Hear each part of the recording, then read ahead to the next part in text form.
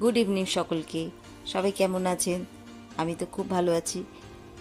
আমি ছাদে এসে দেখি কি হয়েছে না, আমার যে জবা গাছটা আছে নিচে, গাছটা এত লম্বা হয়ে গেছে যে গাছের একটা ফুলে এই যে উঁকি মারছে, বলছে আমাকে তোল, সারাদিন তুলিসনি কেন?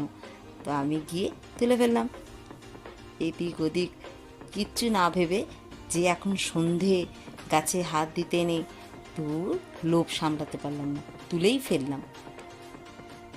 দেখুন, এই যে কি সুন্দর লাগছে, দেখুন জবা ফুলটা কি দারুণ না?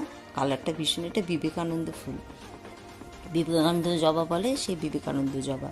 আর ওদিকে আমার মেয়ে একটু পড়া থেকে ব্রেক নিয়ে নিজেই বানিয়ে ফেললো white sauce pasta, sorry pasta নয়, চাউমিন। চাউমিন বানিয়েছে, নিজেও খেলো, আমার জন্যও করেছে।